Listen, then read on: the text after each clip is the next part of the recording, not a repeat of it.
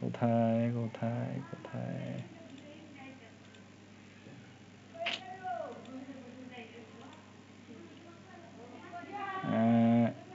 ওকে, ঠিক আছে, বিনা বাধায়। তাহলে বিনা বাধায় এখানে বলছে বিনা বাধায়, স্থির অবস্থায় বিনা বাধায় পরন্ত বস্তুর নির্দিষ্ট সময়ে, ধরো এখানে t1 সময়ে অতিক্রান্ত দূরত্ব ধরো s1, নির্দিষ্ট সময়ে অতিক্রান্ত দূরত্ব বলছে, নির্দিষ্ট সময়ে স্থির অবস্থান থেকে বিনা বাধায় পরন্ত বস্তুর নির্দিষ্ট সময়ে অতিক্রান্ত দূরত্ব, ওই সময়ের এস না দিয়ে h1 দিই, যেহেতু উপর থেকে পড়তেছে তো h1, তাই অতিক্রান্ত দূরত্ব h1 ওই সময়ের বর্গের সমানুপাতিক, সময়ের বর্গের সমানুপাতিক। এখানে 1 না দেই, এখানে শুধু h দেই, h হবে হচ্ছে ওই সময়ের বর্গের সমানুপাতিক, ঠিক আছে। তার মানে h1 হইলে h, এখানে আবার যদি তোমার এখানে h2 হয় t2 সময়ে, তাহলে আমি বলতে পারি হচ্ছে তোমার h1 সমানুপাতিক t1 বা h1 t1 স্কয়ার আর কি সমানুপাতিক h1 সমান k t1 স্কয়ার, h2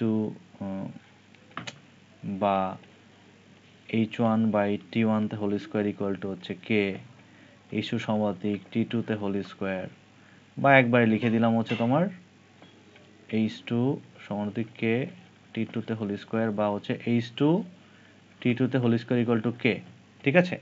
তাহলে আমি এখানে লিখতে পারি অতএব h1 বাই t1 তে whole square equal to h2 by t2 তে হোল স্কয়ার, ঠিক আছে।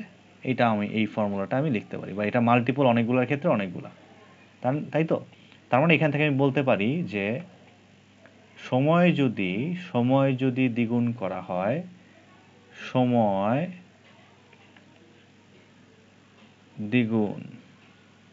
দ্বিগুণ বলতে 2 গুণ লিখি, 2 গুণ করা হলে, সময় 2 গুণ করা হইলে দূরত্ব কত গুণ হবে বলো তো? দূরত্ব কত গুণ হবে? সময় যদি দ্বিগুণ বাড়ানো হয় তাহলে দূরত্ব কত গুণ বাড়বে? একজন বলো।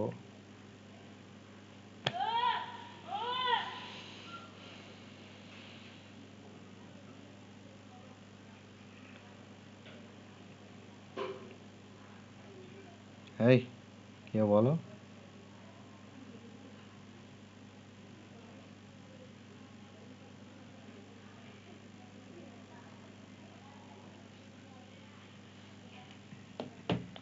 সময় দ্বিগুণ করা হলে দূরত্ব কত গুণ বাড়বে?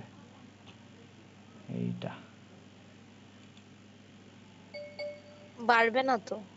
কেন? সময় যদি দ্বিগুণ বাড়লে দূরত্ব বাড়বে না? সময়ের বর্গের সমানুপাতিকটাই না না ওই অতিক্রান্ত দূরত্বটুকু। তাহলে সময়কে তুমি যদি টির বদলে যদি 2t করো, 2t তে হোল স্কয়ার করো, তাই না? 2t তে হোল স্কয়ার, এটা হলে 4t হয়ে যাবে না? 4t হয়ে যাবে না? তাহলে 2h হবে। না, হ্যাঁ 2h হবে, রাইট। 4 গুণ মানে 4h হবে, 2h কেন, 4h হবে। এটা 2 গুণ করলে এটার স্কয়ার গুণ বেড়ে যাবে, এটা তার মানে 4h হবে, 4 গুণ বাড়বে। বুঝি নাই। আচ্ছা, সময়কে যদি আমি 4 গুণ বাড়াই, সময়কে যদি 2 গুণ করি, h হচ্ছে equal to K T square, তাই না? সময়কে যদি আমি 2 দিয়ে গুণ দেই, মানে 2t বানাই, 2t, তাহলে এটা স্কয়ার হয়ে যাবে না? তাহলে এখানে 4t হবে না? 4t, বুঝছো? 4t তাহলে 4 গুণ হয়ে গেল না? 4t স্কয়ার হবে না? তার মানে সময় যদি 2 গুণ বাড়াই, এই উচ্চতা হয়ে গেল হচ্ছে তোমার 4 গুণ।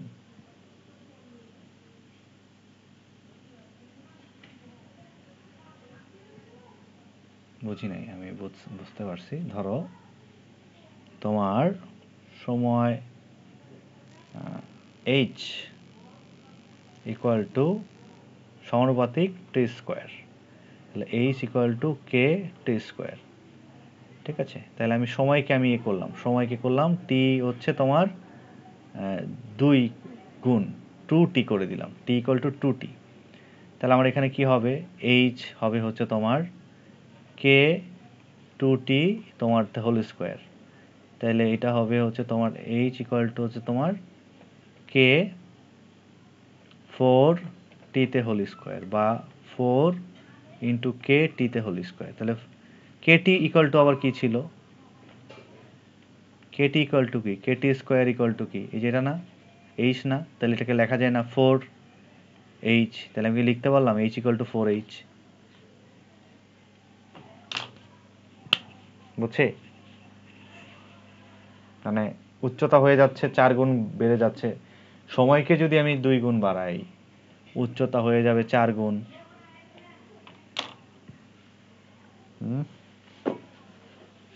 আমি কি বুঝতে পেরেছি? স্টিল না। কি বুঝি না বলো?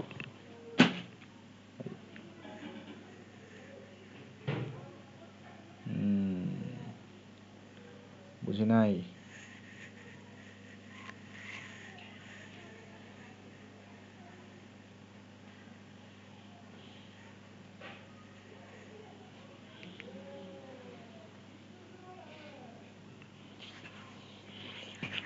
আচ্ছা, মানে আমি সহজ কথা, তুমি ধরো 5 সেকেন্ডে যদি তোমার 10 মিটার পথ অতিক্রম আচ্ছা করে, বুঝছি, তাহলে 10 মানে সেকেন্ডে অতিক্রম করে স্থির 40 মিটার। স্থির অবস্থান থেকে কোনো বস্তু যদি ফালানো হয়, হুম। পরে ওই যতটুকু সময় লাগবে ওই সময়টাকে স্কোয়ার করলে তা ওই দূরত্বটার সমান হবে, তাই তো? না, হ্যাঁ, সময় সময়ের স্কোয়ারের সমানুপাতে পরিবর্তিত হবে দূরত্বটা। সময় যদি সেটাই তো 2 বললাম, একটু বাড়ানো সময় হয়, স্কোয়ারের সমান সমানুপাতে হবে। পরিবর্তিত হবে। দেখো, ধরো যে সময় যদি তোমার দ্বিগুণ বাড়ানো হয়, তাহলে দূরত্ব বেড়ে যাবে 4 গুণ। সময় যদি 10 গুণ বাড়ানো হয়, দূরত্ব বেড়ে যাবে তোমার 100 গুণ। বুঝছি? সময় যদি এখানে 10 গুণ বাড়াইতাম, আমি এখানে 50-এর এখানে যদি 50 দিতাম, 50 সেকেন্ড, তাহলে 10 গুণ বাড়ছে না? তো এটা যাইতে হচ্ছে 100 গুণ। 100 গুণ মানে হচ্ছে তোমার 1000 মিটার যেত 50 সেকেন্ডে, 1000 মিটার। সহজ কথা, তুমি ধরে রাখো যে তোমার এইচ টি স্কোয়ারের সমানুপাতে পরিবর্তিত হবে।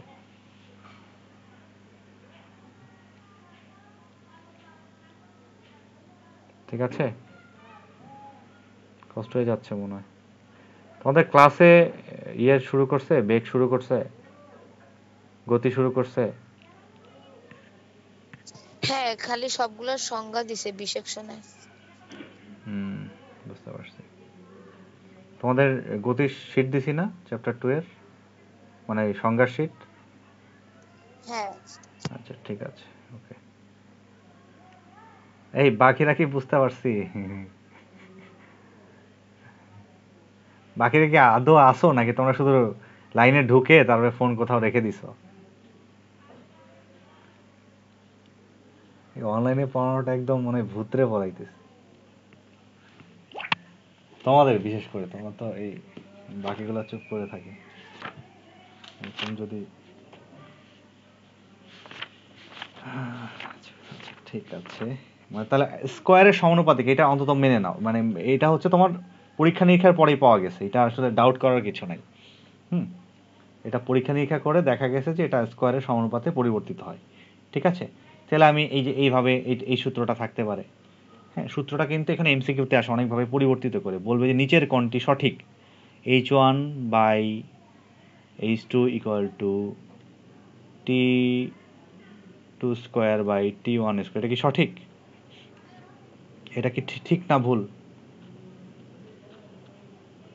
সঠিক কি না বলো? এটা কি সঠিক?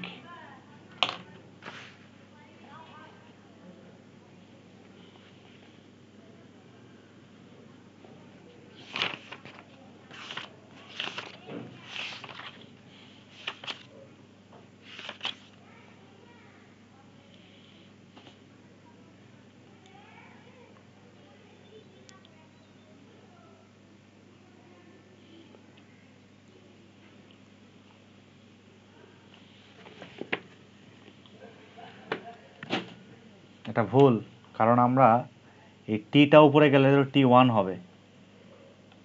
টি যদি উপরে যায়, এটা হচ্ছে উপরে গেছে, তাহলে এটা T1 হবে না, এইখানে হবে T1 আর এটা হবে হচ্ছে T2।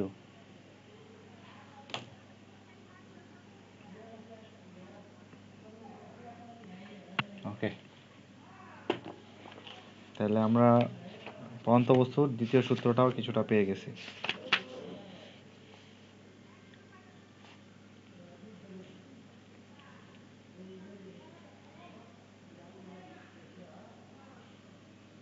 ইভেন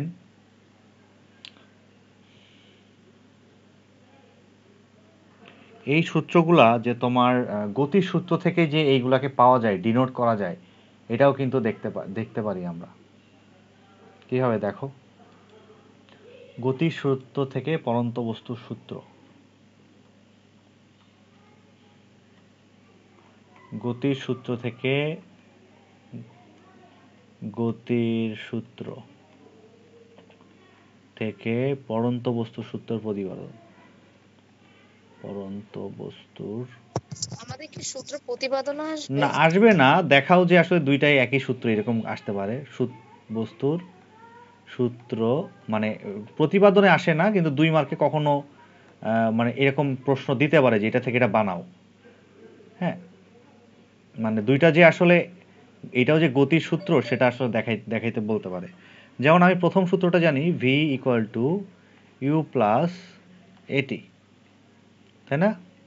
তাহলে এখানে হচ্ছে তোমার আদিবেগ স্থির অবস্থা, যেহেতু স্থির অবস্থা হইলে 0 ms ইনভার্স 1, স্থির অবস্থা যেহেতু স্থির অবস্থা, পরন্ত বস্তুর ক্ষেত্রে যেহেতু স্থির অবস্থা থেকে ফেলা হয়। আর তোমার হচ্ছে তাইলে বা লেখা হয় হচ্ছে v ইকুয়াল টু এটি, বা v ইকুয়াল টু পরন্ত বস্তুর ক্ষেত্রে জিটি লেখা যায়, জিটি, বা এই জি তো ধ্রুবক, তাহলে v সমানুপাতিক টি লেখা যায় না, যেহেতু জি ধ্রুবক, সর্বদা ধ্রুব, বা জি ধ্রুবক, অভিকর্ষ ত্বরণ জি ধ্রুব। তাহলে কি আসছে পরন্ত বস্তুর দ্বিতীয় সূত্র আসছে, এটা পরন্ত বস্তুর দ্বিতীয় সূত্র পেয়েছি আমরা। তারপরে আবার আসো, হ্যাঁ, তার মানে গ্যালিলিও যে কথাগুলো বলছিল সেগুলো আসলে একদম খামোখা না। মানে করতে বলছিল কে? না করতে বললে তো আমরা প্লেন উড়াইতে পারতাম না, মহাকাশে স্যাটেলাইটও পাঠাইতে পারতাম না। এই ক্যালকুলেশনগুলো থেকেই মুক্তিবেগ, তারপরে তোমার কোন বেগে গেলে কোন কক্ষপথে গিয়ে ঘুরবে, মানে এটা কিন্তু ক্যালকুলেশন করে পাঠাইতে হয়। তুমি কোন কক্ষপথ দিয়ে ঘুরাইতে চাও তোমার এই স্যাটেলাইটটা, সেটা এখান থেকে আদিবেগটা ওইভাবে পাঠাইতে হয়। একটু আদিবেগ বেশি হয়ে গেলে ওই কক্ষপথ ছেড়ে চলে যেতে পারে, আবার বেগটা কম হয়ে গেলে আবার খুব কাছে দিয়ে ঘুরতে পারে, দেখা গেল অন্য একটা স্যাটেলাইটের সাথে ধাক্কা খাইলো। হ্যাঁ, ঠিক আছে। তো এগুলার অনেক এই ক্যালকুলেশনগুলো এইভাবেই আসছে সব এইখান থেকেই। তাহলে দ্বিতীয় সূত্রের প্রমাণটা যদি আমি করি, দ্বিতীয় সূত্রের প্রমাণ হচ্ছে তোমার, আমি এইটা না, আমি হচ্ছে তোমার h সমান ইউটি প্লাস হাফ এটি স্কোয়ার এখানেই করে ফেলি আর কি। বা তোমার যেহেতু এখানে আদিবেগ শূন্য, তাহলে এটা 0, হাফ জিটি স্কোয়ার লেখা যায়, তাই না? বা মানে এখানে ডিটেলস লিখলাম না যে স্থির অবস্থা, তাহলে h সমানুপাতিক টি স্কোয়ার, যেহেতু হাফ জি ধ্রুবক, জি সেহেতু সমানুপাতিক ধ্রুবক, তাহলে লেখা হয়েছে এটা পরন্ত বস্তুর দ্বিতীয় সূত্র, মানে তৃতীয় সূত্র হয়েছে। তার মানে যদি এটা পরন্ত বস্তুর ক্ষেত্রে হয়, একটা বস্তু উপর থেকে নিচে পড়ে। শুধু জি ধ্রুবক না, হাফটা তো আরে মনে হয় গুণ অবস্থায় আছে না? হ্যাঁ, তাহলে হাফ কি নিজে ধ্রুবক নয়? হাফের মান কি সারা জীবন চেঞ্জ হয়? কোনো সংখ্যা তো এমনি ধ্রুবক, এগুলো তো এমনি ধ্রুবক, এটা তো এমনি চেঞ্জ হয় না। জি তো তাও একটু চেঞ্জ হয়, তোমার বিষম বিষুবীয় অঞ্চলে এক, মেরু অঞ্চলে আর এক, এই সংখ্যার মান কি চেঞ্জ হবে? পাঁচ পাঁচ সারা জীবনই সব জায়গায় 5, ঠিক আছে। ঠিক আছে, ঠিক আছে। এই যে তোমার এই কিসের যেন ভ্যালু বের করছে, মহাকাশযান ঘুরতে ঘুরতে অনেক দ্রুতিতে অনেক বেশি বেগে একটি কামানের গোলা কত উপরে উঠবে। এই যে তোমার টুকটাক কিছু ম্যাথ দেওয়া আছে এই রিলেটেড, বুঝছো? এই সূত্রের উপর বেসিস করে এগুলো সব আমাদের শিটেও দেওয়া আছে। তুমি মানে একটা করে যেই টপিকটা পড়াই এই টপিকের পরের যে ম্যাথগুলো বইয়ের অন্তত এই ম্যাথগুলো করে ফেলবা। খুবই সহজ, কঠিন কিছু না, সহজ ম্যাথগুলো করে ফেলবা। আচ্ছা, আমাদের এরপরে আসলে গ্রাফে যাইতে হবে। গ্রাফটা আমি আসলে অনলাইনে দেখাইতে চাচ্ছি না। গ্রাফটা আসলে তোমাদের এইগুলাতেই কত সমস্যা রয়ে গেছে কে জানে। গ্রাফটা আসলে ফিজিক্যালি দেখাইতে হবে। গত বছর কিন্তু গ্রাফ দেখাইছিলাম আমি, কিন্তু গ্রাফের থেকে খুব বেশি অঙ্ক প্র্যাকটিস করাইনি তোমাদের, কারণ গতবারের সিলেবাসটা তো আসলে একটু লাইট ছিল। গ্রাফ দেখাইছি কিন্তু প্র্যাকটিস করাইনি। কিন্তু এবার আসলে গ্রাফিও থাকবে হচ্ছে তোমার সবচেয়ে বেশি ইম্পর্ট্যান্ট জিনিস এই চ্যাপ্টারে। বোর্ড প্রশ্নে দেখবা গ্রাফ আর গ্রাফ, গ্রাফ আর গ্রাফ, শুধু গ্রাফ, শুধু গ্রাফ। তো আমরা তাইলে কি করব? আচ্ছা, আমরা কি ম্যাথ তাইলে তোমার বইয়ের যে দুইটা ম্যাথ আছে এই দুইটা ম্যাথই তুমি বাসায় প্র্যাকটিস করো, আজকে আর না যাই, এটাই মনে হয় বেটার হয়। কি বলো?